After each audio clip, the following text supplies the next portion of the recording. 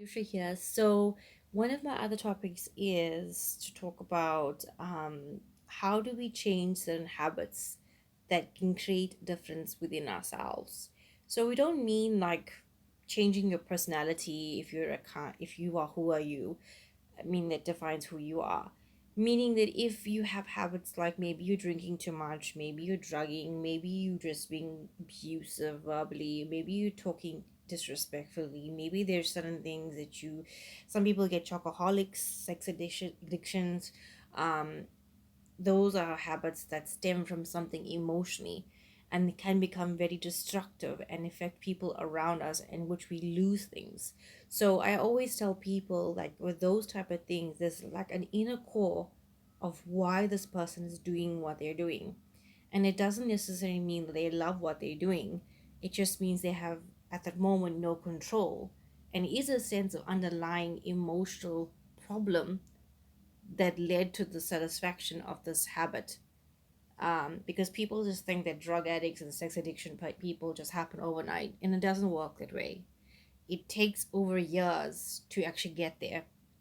And then, as a spiritual person, for whatever I told asked my guides, is that it took depression, which is some experience from a childhood, something that you felt that you couldn't do it on your own, or you didn't have the finances, so you led to drinking, or you led to sex addiction, and it satisfied you like a high where you realize you don't really want to do those things, but it's like you don't have a control, and it gives you that sense of serotonin and high feeling. So what spirit says is that you basically need to work on yourself, and this is the best tool I could ever give you, is that when you start meditating and going within, I'm going to be running a lot of workshops in Johannesburg for the time being that I'm going to be there, because I want people to know that there's help, and in whatever form it is, medical or spiritual, it is help.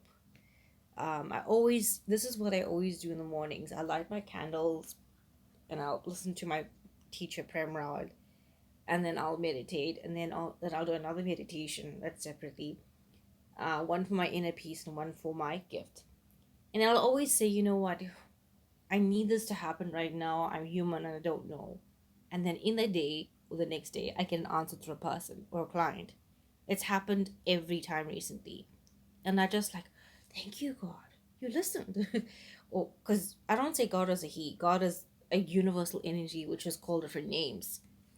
And so, like, I just feel like personally that people need to realize that we're all in this game called life, and it's an amazing life, and we need to realize that these habits are not just born with us. They are coming from terrible horrific experiences that you have gone through, which over time period has built into something of an addiction, because it was like when you have less of serotonin, that uplifts it. It's like kind of taking an antidepressant, the same thing, but this is a dangerous way of doing it, of sex addiction or a chocoholic. So we all have some sort of addiction, whether it be food, whether it be negative people, whether it be abuse or abusive relationships or friendships. We've got to also realize too much of something is not good. But too much of meditation and peace is great. That I agree with.